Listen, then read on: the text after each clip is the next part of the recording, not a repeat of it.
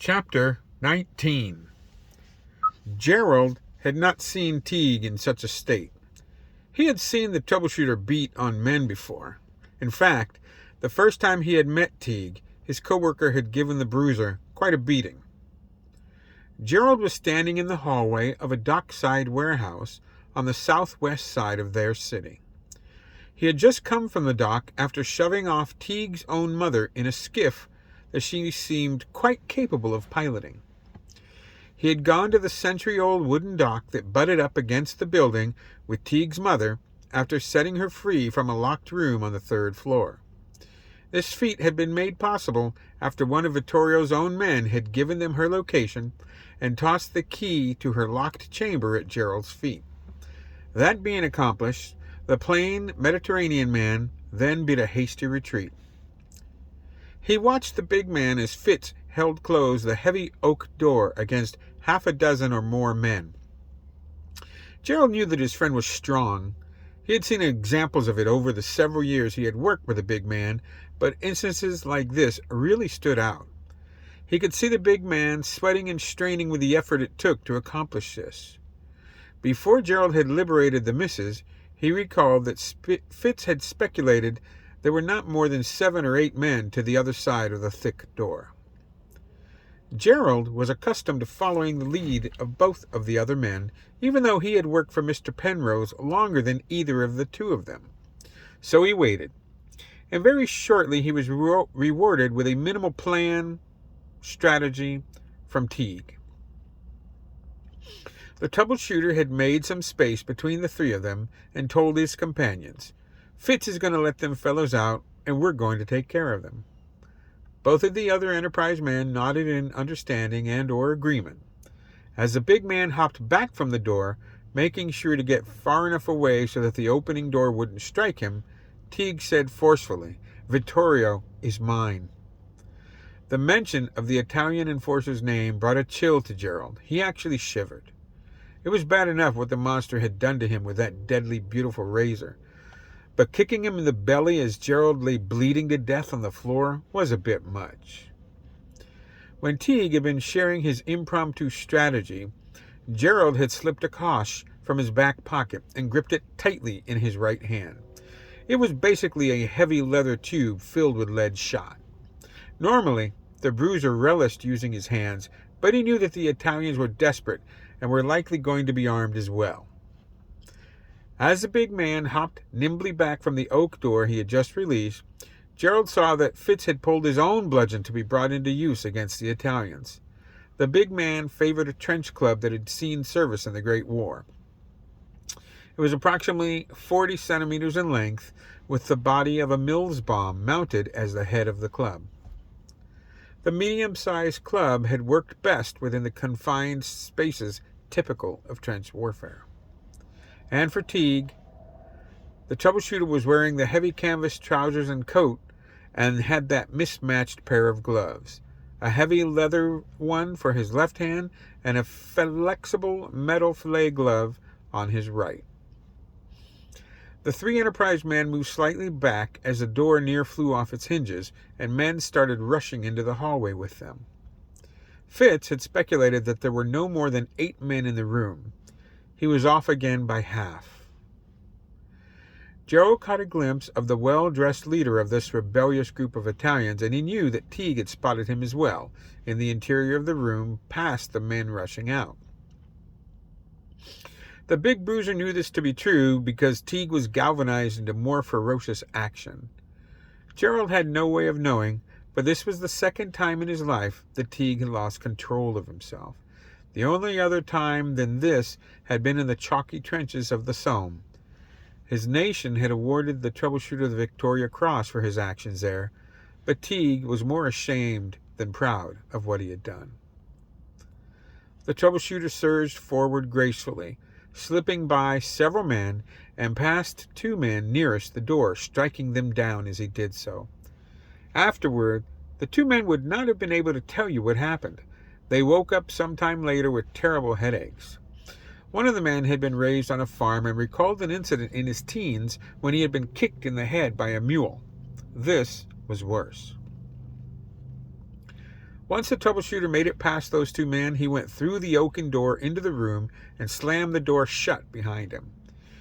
Gerald could faintly hear a heavy bolt being engaged on the other side of the portal, even through the thick door, and with the overall noise of near a dozen men on his side of the door. There were 9 men upright in the hallway with the 2 Enterprise men. None of the Italians were as big as Fitz, thankfully, but not many men were. 2 of their opponents were of a size with Gerald, who was no small man, but the rest of them were nearer to what would be considered average in size and weight. What happened next did not take as long as one would expect. Outside of a bare-knuckle boxing match, most fights are over surprisingly quickly. Even a melee such as took place in that crowded hallway took less time than a person would assume. An unbiased observer would have certainly put their money on the larger group of men. The Italians outnumbered their Enterprise opponents by a little more than 4-1. They were rough sorts who were armed with a variety of knives and bludgeons. One of the larger ones had a length of heavy chain. This didn't serve him well as he had thought in the melee, because all he could really do with it was to wrap it about his rough hands and punch with it, because most of the bodies in the hallway were on his side. The catalog of injuries from the melee were extensive, but no one on either side lost their life. No one in the hallway, at least. Of the 2 Enterprise men, Gerald got the worst of it. He had bruises, cuts, and several broken toes on his left foot from one of the Italians who had heavy boots on instead of the brogans that most of the men in the hall, including himself, habitually wore. Another side effect of Gerald's encounter with the Pixie was that his foot was good as new in 2 days, instead of the 4 to 6 weeks it would normally take for such injuries to heal. Gerald dealt with 3 of the men who came into the hallway after them. He was busy with them and was not able to offer any assistance to the big man. Not that Fitz really needed it. The one thing that stood out to Gerald during the melee was when Fitz literally picked up one of the men and threw him into another of the Italians in the fray, like a rather unwieldy skittle in a game of 10 pins. As it often happens, once violence begins, some are simply not up to it. Less than a minute into the melee, 2 of the Italians decided they had better things to do and escaped down the hall and out the back of the warehouse. So really, the 2 Enterprise men dealt with 7, not 11 opponents. Once the last of the Mediterranean men were down and out of the fight, the 2 Enterprise men took several moments to collect themselves and take stock of their injuries. Gerald hobbled over to the heavy oak door where Fitz was leaning and catching his breath. "Ouch," the big bruiser said as he limped over. He pointed at one of the larger figures groaning on the floor and said, "I think that one busted my foot." The bruiser continued with, "I'd kick him, but..." He pointed down to his injured extremity and said with a grimace, "Busted foot." Fitz surveyed the down Italians and was satisfied to see that none of them were moving much. The 2 that Teague had struck down were unmoving and not moaning or groaning like several of the others, but he could see the rise and fall of their chests, so he knew they would likely live. That was good in his mind. He could be quite fierce, but he generally took no pleasure in causing pain or injury, even if the other party was doing their best to hurt him. The big man put up his club and tried the door. It was still locked, bolted from the other side in all likelihood. Fitz was not surprised that the door was closed securely. He had heard a heavy bolt thud home on the other side when Teague had gone through at the beginning of the melee.